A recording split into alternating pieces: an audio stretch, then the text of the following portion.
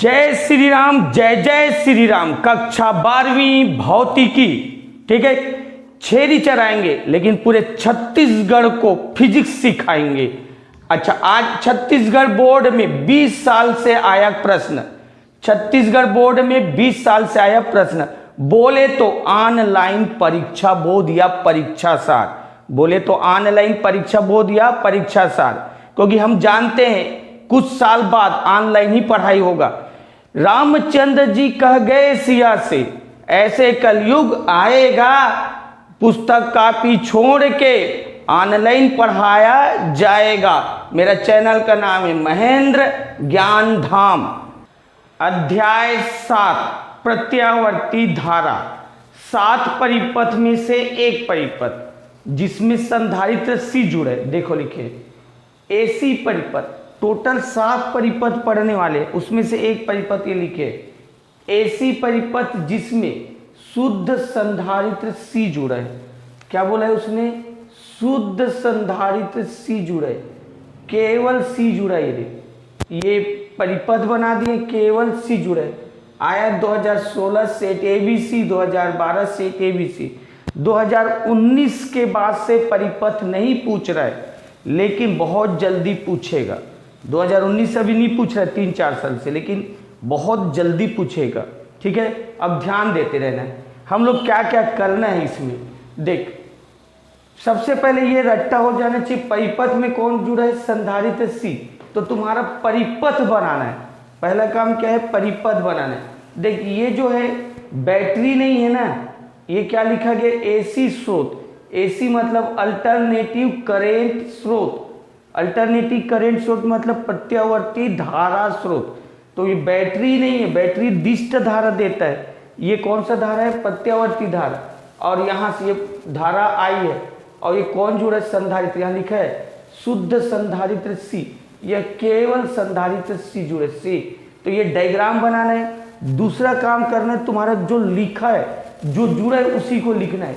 देख, माना एसी परिपथ में, इसको एक साथ क्या बोलते हैं? एसी परिपथ। तो माना एसी परिपथ में केवल संधारित्र सी जुड़े, ये संधारित्र सी जुड़े। तो पहला परिपथ बनाना, दूसरा काम ये लिखना, माना एसी परिपथ में केवल संधारित्र सी जुड़े। तीसरा काम, देखिए धारा कितना हो रहा है? आई। तो लिख दिए किसी क्षण परिपथ में प्रवाहित प्रत्यावर्ती धारा आई है। देख, धारा क्या है? आई। इसी के बारे में, किसी क्षण परिपथ में प्रवाहित प्रत्यावर्ती धारा आई है, उसी क्षण वोल्टेज का समीकरण V बराबर V0 sin ओमेगा टी। अच्छा, ये इतना काम हमेशा फिक्स है हर परिपथ के लिए। 7 परिपथ पढ़ोगे, 7 परिपथ के लिए ये काम फिक्स है। पहला काम करना है ये परिपथ बनाना, दूसरा काम करना है इसमें क्या जोड़ा है उसको लिखना, तीसरा ये दोनों लाइन, ये दोनों लाइन 7 परिपथ में ये फिक्स है। हाँ, अब यहाँ सी जुड़ा है, तो सी धारिता है, और धारिता आवेश को संचित करता है। धारिता मतलब धारण करने की क्षमता। किसको धारण करता है? आवेश को। तो इसलिए सी धारिता। अब यहाँ से नया वर्ड, संधारित्र सी में संचित आवेश, संधारित्र सी में संचित आवेश। अच्छा, ये पुराना है हर 7 व्यंजक में ना, यहाँ से नया संधारित्र सी में संचित आवेश Q बराबर CV, Q बराबर CV, ये बहुत पुराने चैप्टर से पढ़े हो, Q बराबर CV। अब यहाँ जो V है वो V का मान रखने पर, Q बराबर CV, किसका मान रखने पर? V के। तो V क्या है? देख, Q बराबर ये C, और V के जगह Q बराबर ये C, V के जगह देखो V0 sin ओमेगा टी। तो यहाँ किसका मान रख दिया? V का। और तुम लोग जानते हो विद्युत धारा क्या है? विद्युत धारा I बराबर dQ बटे dt।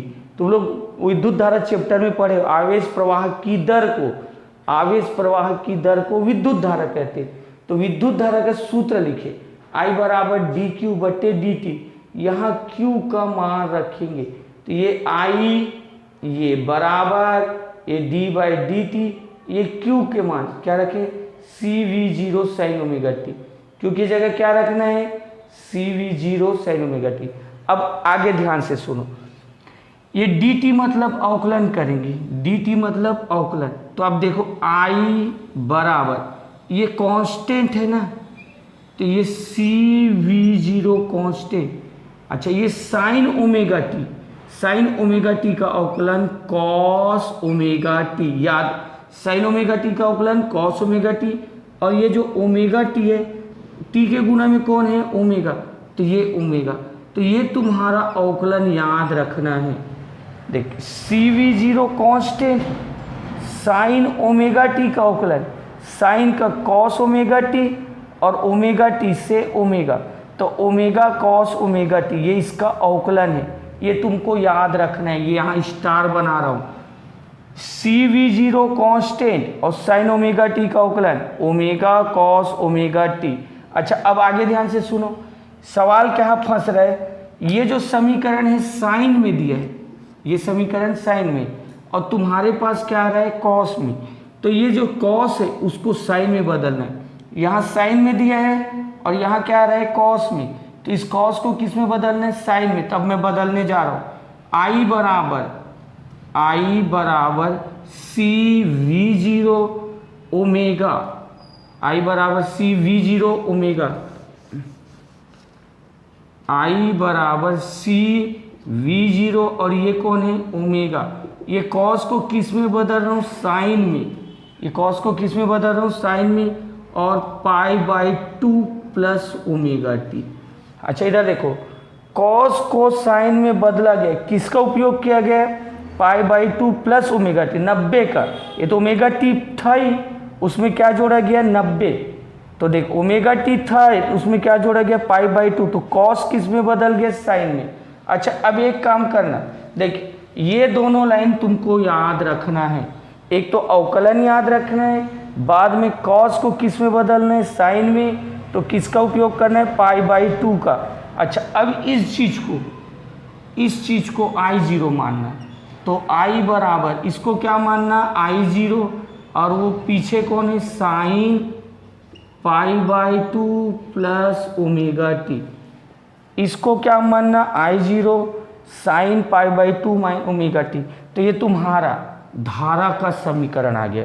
तो तुमको लाइन से पूछता है क्या क्या निकालना है, पहला निकालना है धारा का समीकरण, पहले क्या निकालना है धारा का समीकरण, दूसरा निकालना है धारा का शिखर मान, तीसरा निकालना है धारिता प्रतिघात, चौथा निकालना है कलांतर, पांचवां कला आरेख, छठवां फेजर आरेख, सातवां शक्ति गुणांक, आठवां औसत शक्ति।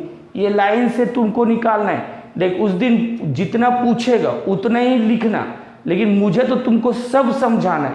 तो मैंने अभी पहला चीज लाया हूँ धारा का समीकरण, ये जो परिपथ है एसी परिपथ, उसमें पहला चीज पूछा है धारा का समीकरण, वो ले आए। ठीक है।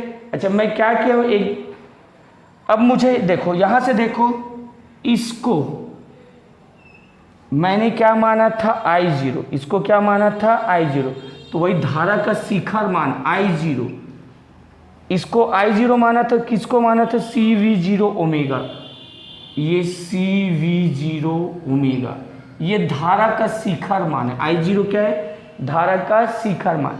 अब मैं एक काम करता हूं ध्यान से सुनो, ये बराबर अपने जगह में है, आई जीरो को इसके बटे में ले जा रहा हूं, तो वी जीरो बटे आई जीरो को इसके बटे में त्रियक गुना कर रहा हूं, तो वी जीरो बटे आई जीरो, और ये ओमेगा और सी यहाँ एक बचेगा ना, ये यहाँ जाएगा तो यहाँ एक बचेगा, और ओमेगा सी गुणा में, तो इधर क्या आएंगे भाग में, ये दोनों गुणा में है ना, तो कहाँ आएंगे भाग में।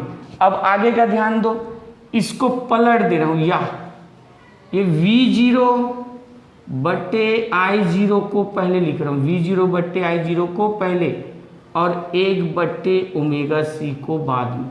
अच्छा तुम लोग एक चीज ध्यान से सुनो, ओम का नियम पढ़े हो, ओम का नियम V बराबर आई आर, ओम का नियम पढ़े V बराबर आई आर, ओम का नियम V बराबर आई आर। ठीक है। अब I का त्रियक गुना करो, V बटे आई बराबर आर, V बटे आई बराबर आर। ठीक है। तो ये तुम्हारा V बटे आई की जगह क्या लिख सकते हो आर। आर मतलब प्रतिरोध, आर मतलब प्रतिरोध, ठीक है। तो यहाँ पर देखो ये जो V0/I, V0/I और यहाँ भी क्या है V/I, किसके समान है, प्रतिरोध के।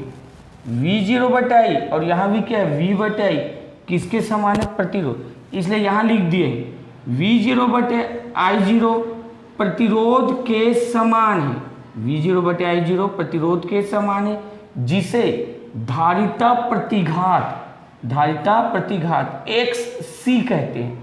तो यहाँ लिख दिया ना V0/I0, यहाँ से देखो V/I बराबर R, किसके समान प्रतिरोध, तो यहाँ लिख दिए V0/I0 प्रतिरोध के समान है, जिसे धारिता प्रतिघात XC कहते हैं। अब आगे ध्यान से सुनो, ये जो है इसके जगह हम लोग XC रख देंगे, इसके जगह क्या रख देंगे, XC। V0/I0 की जगह मैं लिख दूंगा XC बराबर 1/ओमेगा, इधर देखो V0/I0 की जगह XC, फिर ये बराबर 1/ओमेगा C। तो ये कौन सा है, धारिता प्रतिघात, XC का मान है 1/ओमेगा C, ठीक है। अच्छा अब आगे देखो कलांतर, तो तुम्हारा अगला लाइन निकल गया, धारिता प्रतिघात किससे नोट होता है, XC और 1/ओमेगा C। अच्छा कलांतर, यहाँ पर देखो धारा के समीकरण को पहले देखो, धारा का समीकरण में देखो π/2 प्लस ओमेगा टी, यहाँ क्या है π/2 प्लस ओमेगा टी, तो इसको लिख दिए π/2 प्लस ओमेगा टी।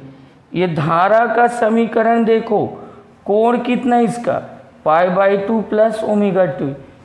अब इसको देखो वोल्टेज का समीकरण को देखो, यहाँ कोण कितना है ओमेगा टी, तो माइनस ओमेगा टी। इन अब प्लस ओमेगा टी और माइनस ओमेगा टी ये दोनों कट जाएंगे, तो कौन बचेगा π/2। एक बार और सुनो, ये प्लस ओमेगा टी और माइनस ओमेगा टी कट गया, कैसे निकालें ध्यान से सुनो। पहले ये धारा का समीकरण, ये कोण को लिखे, ये π/2 प्लस ओमेगा टी, तो धारा के समीकरण से लिखे, माइनस यहाँ से लिखे वोल्टेज के समीकरण ओमेगा टी।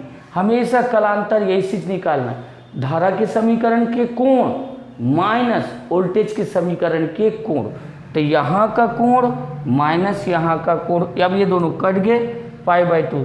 कलांतर कितना है π/2। अब एक चीज़ मैं बता दे रहा हूँ, फेजर आरेख बना रहा हूँ, फिर एक यहाँ थ्योरी लिखना है।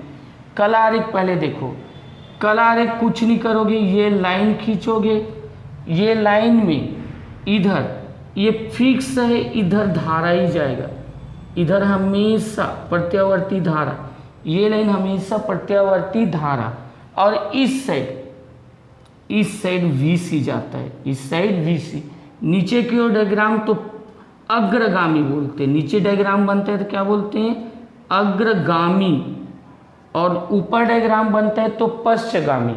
नीचे डायग्राम बनता है तो अग्रगामी, ऊपर डायग्राम बनता है तो पश्चगामी। अब यहाँ थ्योरी एक ठोक लिखना है, कैसे लिखो देखो, ये है प्रत्यावर्ती धारा, ये क्या है प्रत्यावर्ती धारा, इसी को पहले लिख रहा हूँ, प्रत्यावर्ती धारा, ये लाइन को लिखा प्रत्यावर्ती धारा, और ये है प्रत्यावर्ती वोल्टेज, प्रत्यावर्ती वोल्टेज, प्रत्यावर्ती धारा कामा लगाया, इसको पहले लिखा प्रत्यावर्ती धारा, फिर इसको लिखा प्रत्यावर्ती वोल्टेज से, प्रत्यावर्ती वोल्टेज से। अच्छा ये कोण है 90 अंश, 90 अंश मतलब π/2, 90 अंश मतलब π/2, ये यहाँ से देख लो ये कितना कोण है π/2, तब इसी कोण के लिए π/2 कोण, π/2 कोण। अच्छा इधर डायग्राम बनता है तो क्या बोलते हैं अग्रगामी, ये डायग्राम के लिए क्या बोलना है अग्रगामी, तो π/2 कोण अग्रगामी, अग्रगामी है। तो इस बार और देख लो, ये धारा आई है तो इसलिए लिखा प्रत्यावर्ती धारा, ये वोल्टेज VC है तो क्या लिखा प्रत्यावर्ती वोल्टेज, ये कोण कितना है π/2, नीचे डायग्राम बनता है तो आगे, तो प्रत्यावर्ती वोल्टेज से π/2 कोण अग्रगामी है और ये उसका कला आरेख तैयार हो गया, ये कला आरेख। लेकिन तुमको फेजर आरेख पूछता है, सबसे कठिन फेजर आरेख मानते हैं, सबसे कठिन फेजर आरेख। अब मैं फेजर आरेख बना रहा हूँ, ध्यान देते रहो, फेजर आरेख बना रहा हूँ, ध्यान देते रहो। अच्छा इधर देखो, ओमेगा टी कोण में कौन जा रहा है, वी जा रहा है। ओमेगा टी कोण में कौन जा रहा है, वी। तो मैं यहाँ पर ओमेगा टी कोण बना रहा हूँ और ओमेगा टी कोण में वी लिखा। एक बार और देख लो, ओमेगा टी कोण में कौन जा रहा है, वी, तो ओमेगा टी में वी। तो मैं यहाँ ओमेगा टी कोण बनाया और ओमेगा टी कोण में कौन जा रहा है, वी। अच्छा अब धारा का देख रहा हूँ, धारा का देखो, ओमेगा टी के साथ कौन जुड़ा है, पाई बाई 2। ओमेगा टी के साथ कौन जुड़ा है, पाई बाई 2। तो ये मैं ओमेगा टी के साथ पाई बाई कोण और जोड़ दूंगा, ओमेगा टी के साथ कितना कोण जोड़ दूंगा, पाई बाई 2। तो omega T plus pi by 2, omega T plus pi by 2 में कौन जा रहा है, धारा। तो यहाँ धारा लिख दिया। तो omega T plus pi by 2 में धारा। तो ये तुम्हारा फेजर आरेख है, फेजर आरेख, ये कला आरेख। अच्छा ये शक्ति गुणांक होता है, शक्ति गुणांक कॉस फाई। यहाँ पर देखो फाई का मान कितना लाए, पाई बाई 2, फाई का मान कितना लाए, पाई बाई 2, और कॉस पाई बाई 2, और कॉस पाई बाई 2 का मान होता है 0, कॉस पाई बाई 2 का मान 0। मतलब यहाँ शक्ति गुणांक कितना है, 0। औसत शक्ति, ये सूत्र होते हैं पी एवरेज बराबर 1/2 V0 I0 cos फाई, औसत शक्ति के ये सूत्र रटना। अच्छा अब cos फाई कितना निकालेंगे, 0। तो ये तुम्हारा 1/2 V0 I0 और cos फाई के जगह 0 पूरा क्या हो जाएगा, 0। तो यहाँ पर शक्ति गुणांक भी 0 है और औसत शक्ति भी 0 है। ठीक है, ये जितना पॉइंट तुमको पूछेगा उतना पॉइंट लिख लेना, मैं तो सारा समझा दिया हूँ। ठीक है, स्क्रीनशॉट ले लेना, 1-2 बार वीडियो को अच्छे से देख लेना। अच्छा लगा मेरा ये चैनल सब्सक्राइब करें, बेल आइकन जरूर दबाइएगा। आप सभी को मेरी ढेर सारी शुभकामनाएं।